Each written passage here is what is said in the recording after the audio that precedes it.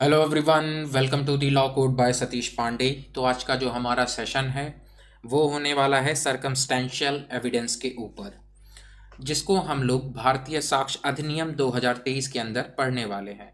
वैसे तो इसकी कोई स्पेसिफिक डेफिनेशन जो है वो भारतीय साक्ष्य अधिनियम के अंदर नहीं दी गई है। अच्छा, एक चीज़ और, जो भारतीय साक्ष्य अधिनियम है इसको पहले हम किस नाम से जानते थे? Indian evidence act. तो आज समझते हैं कि सरकमस्टेंशियल एविडेंस क्या हो सकता है। तो आज का जो ये सेशन है इसको स्टार्ट करते हैं।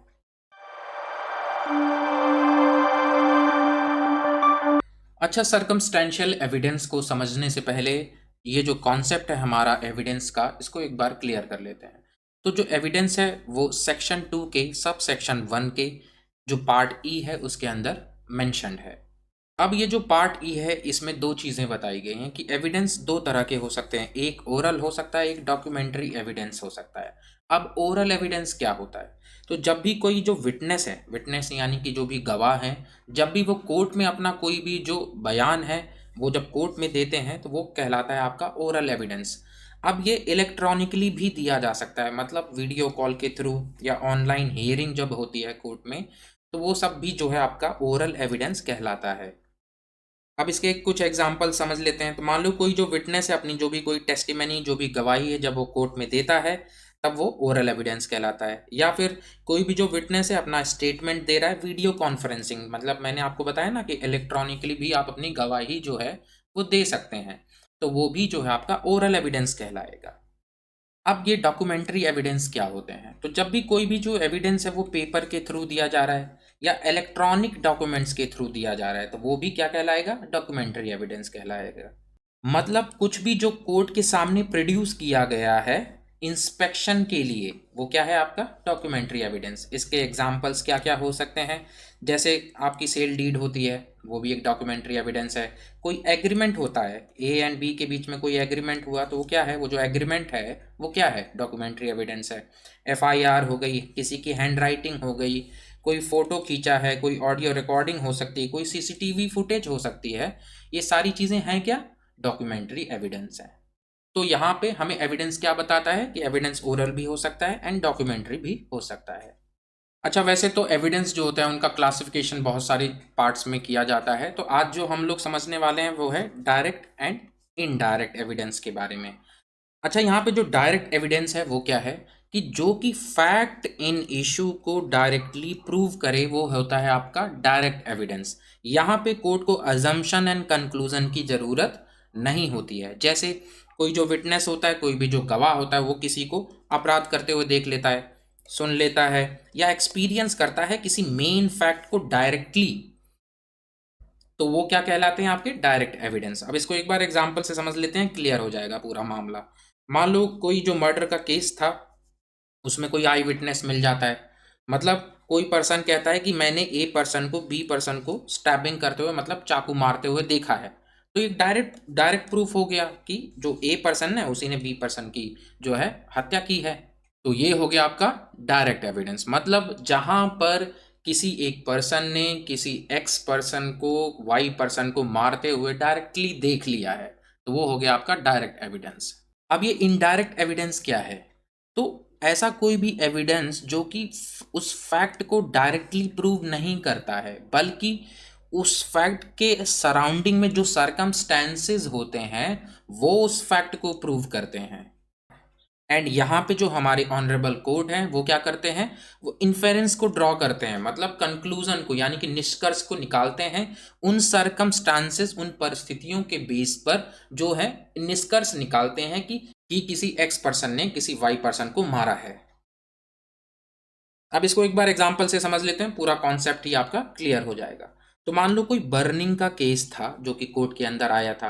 अब वहां पे क्या होता है कि आधी रात को जो वाइफ है वो, उसकी डेथ हो जाती है। कैसे? बर्निंग की वजह से जो है उसकी डेथ हो जाती है। अब यहाँ पे इनडायरेक्ट एविडेंस को जरा ध्यान से देखेंगे कि उस समय जो हस्बैंड था वो घर में मौजूद था। पहला सर्कमस्टांसेस यही है परिस्थितियां। तो पहली परिस्थिति क्या बताती है कि जो हस्बैंड था वो घर में मौजूद था। दूसरा, उसके मोहल्लों वालों ने, उसके पड़ोसी लोगों ने ये भी सुना था कि ये जो है, ये जो हस्बैंड है ये, वाइफ को बहुत मारता पीटता है, एंड कई बार तो लोगों ने उसकी आवाज़ें भी सुनी हैं, या कई बार देखा है उसको कि उसके चेहरे पे मार्क्स हैं। तो ये सारी जो चेन है, ये कहाँ पर लाते हैं? वो जो हस्बैंड है उसी ने ही अपनी वाइफ को जला के मारा है। अब ये जो इनडायरेक्ट एविडेंस है, यही है आपका सर्कमस्टेंशियल एविडेंस। तो हमारा जो सर्कमस्टेंशियल एविडेंस है वो क्या कहता है कि ये चेन ऑफ सर्कमस्टेंसेस हैं, मतलब जो परिस्थितियां हैं उनका एक चेन है जिससे किसी जो फैक्ट है उसको प्रूव किया जाता है। तो यहाँ पे जो हमारे कोर्ट्स हैं, जो भी ऑनरेबल कोर्ट्स हैं, वो क्या करते हैं, इन्फेरेंसेस को ड्रॉ करते हैं, यानी कि निष्कर्ष पे आते हैं उन परिस्थितियों के बेस पर। अब सर्कमस्टेंशियल एविडेंस के फीचर्स क्या क्या हैं? तो मेन फैक्ट के अराउंड जो भी फैक्ट्स होते हैं, जो भी अदर फैक्ट्स होते हैं, ये उनको प्रूव करता है। दूसरा, यहाँ पर जो है कोर्ट के द्वारा लॉजिकल इन्फेरेंस का इस्तेमाल किया जाता है। नेक्स्ट पॉइंट हमें ये बताता है कि सर्कमस्टेंशियल एविडेंस से वो जो कंप्लीट चेन बननी चाहिए, जिससे सिर्फ एक ही निष्कर्ष निकलना चाहिए कि वो जो अक्यूज था जिसके ऊपर आरोप लगे थे वही गिल्टी है, मतलब उसी ने वो अपराध है वो किया है। इसमें और कोई पॉसिबिलिटी नहीं होनी चाहिए कि क्या पता अपराध ना किया हो, और कोई पॉसिबिलिटी नहीं, केवल एक ही पॉसिबिलिटी कि वो जो अक्यूज्ड है या फिर वो जो अभियुक्त पर्सन है उसी ने वो अपराध किया है। नेक्स्ट पॉइंट ये बताता है कि ये जनरली जो है मर्डर केस में इस्तेमाल किया जाता है जहां पे कोई आई विटनेस अवेलेबल नहीं है। यहाँ पे जो सर्कमस्टेंशियल एविडेंस है वो क्या क्या हो सकते हैं? कोई सीसीटीवी फुटेज हो सकती है, या फिर कोई डीएनए रिपोर्ट हो सकती है, मान लो उस पर्सन के फिंगरप्रिंट्स मिल जाएं, या कॉल रिकॉर्ड्स मिल जाएं, जिसमें क्या होता है कि कोर्ट क्या करती है, सारे जो लिंक हैं उनको कनेक्ट करके जो अपराध है उसको प्रूव किया जाता है। अब इसको एक बार एग्जाम्पल से समझ लेते हैं कि मान लो कोई जो मर्डर का केस था जिसमें कोई आई विटनेस नहीं है। तो मान लो ये जो पर्सन ए है, ये 1 जून की शाम को ये देखता है कि ये जो सी पर्सन है ये बी पर्सन के घर से जो है बहुत तेजी से भागता हुआ जा रहा है, एंड इसकी जो शर्ट है उसके ऊपर खून के निशान है, एंड इसके हाथ में कोई चाकू टाइप चीज़ भी है। ये देखता है कि ये भाग रहा है यहाँ से, ये निकल जाता है। कुछ टाइम बाद रात को ये पता चलता है कि जो बी है, बी पर्सन, उसकी हत्या कर दी गई है। तो क्या ए पर्सन ने सी पर्सन को बी पर्सन की हत्या करते हुए देखा? नहीं, उसने तो सिर्फ यहाँ से उसको भागते हुए देखा, उसके शर्ट पे खून के निशान को देखा, उसके हाथ में कोई चाकू देखा। तो ये सारी चीज़ें क्या हैं? सर्कमस्टेंशियल एविडेंस है। ये बता रही हैं कि किसी पर्सन ने ही बी पर्सन की हत्या की है। अब यहाँ पे सर्कमस्टेंशियल एविडेंस क्या हो सकते हैं कि वो जो अक्यूज था, अक्यूज यानी कि सी, इसी के ऊपर तो आरोप लगेंगे। ये बताएगा कि ये सी पर्सन ने उसका मर्डर किया है, उस अक्यूज पर्सन को उस स्पॉट पे उस समय लास्ट टाइम देखा गया था, या फिर ब्लड के निशान हो सकते हैं उसके कपड़े पे, या फिर जो वेपन था, जिस हथियार से बी पर्सन को मारा गया था, वो रिकवर हो जाता है, या फिर सीसीटीवी मूवमेंट में सी पर्सन जो है वो दिख जाता है, या फिर जो सी पर्सन है उसका कोई मोटिव है वो प्रूव हो जाता है, या फिर कॉल लोकेशन जो है उस क्राइम सीन से मैच कर जाती हैं सी पर्सन की। तो यहाँ पर ये सारी चीज़ें क्या है? सर्कमस्टेंशियल एविडेंस है। अब समझते हैं 5 गोल्डन प्रिंसिपल्स के बारे में, जो कि कौन से केस में आया था। तो ये एक लैंडमार्क केस में आया था, और केस का क्या नाम था? Sharad Birdi Chandra Sarda versus state of Maharashtra 1984, जिसमें ये 5 गोल्डन प्रिंसिपल जो हैं वो दिए गए थे, जो कि बेस्ड हैं आपके सर्कमस्टेंशियल एविडेंस के ऊपर। तो पहला है कि जो भी सर्कमस्टेंसेस हैं उनसे कंक्लूजन ऑफ जो गिल्ट है वो फुल्ली स्टैब्लिश होना चाहिए, यानी कि ये साबित होना चाहिए कि इसी पर्सन ने जो है अपराध किया है, ये फुल्ली स्टैब्लिश होना चाहिए। यहाँ पे कोई गेस वर्क नहीं होना चाहिए, कोई अजम्पशन नहीं होना चाहिए। दूसरा प्रिंसिपल हमें क्या बताता है? Circumstances must be consistent only with the guilt of the accused.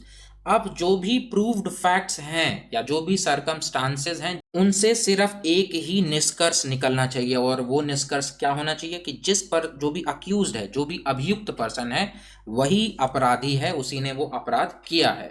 कोई और ऑल्टरनेटिव नहीं निकलना चाहिए। अब यहाँ से वो ऑल्टरनेटिव नहीं निकल सकता कि भाई ये जो है इनोसेंट भी हो सकता है, नहीं नहीं नहीं, सिर्फ एक चीज कि उसी ने वो अपराध जो है वो किया है, केवल एक ही निष्कर्ष। तीसरा जो प्रिंसिपल है वो क्या कहता है कि जो सर्कमस्टांसेस होने चाहिए वो कंक्लूसिव नेचर के होने चाहिए। अब आपको याद होगा कि मैंने आपको कंक्लूसिव प्रूफ के बारे में बताया था कि कंक्लूसिव प्रूफ मतलब कि उसको आप चैलेंज ही ना कर सको, वो इतना स्ट्रांग इनफ होना चाहिए ताकि वो जो गिल्ट है, वो जो दोष है, वो जो अपराध है उसको सिद्ध कर दे। तो यहाँ पे जो भी सर्कमस्टांसेस होंगे वो इतने स्ट्रांग इनफ होने चाहिए ताकि वो जो गिल्ट है, वो जो अपराध है उसको प्रूव कर सकें, उसको दोषी सिद्ध कर सकें। अब यहाँ पे कोई वीक, वेग या डाउटफुल सर्कमस्टांसेस का आप इस्तेमाल नहीं कर सकते।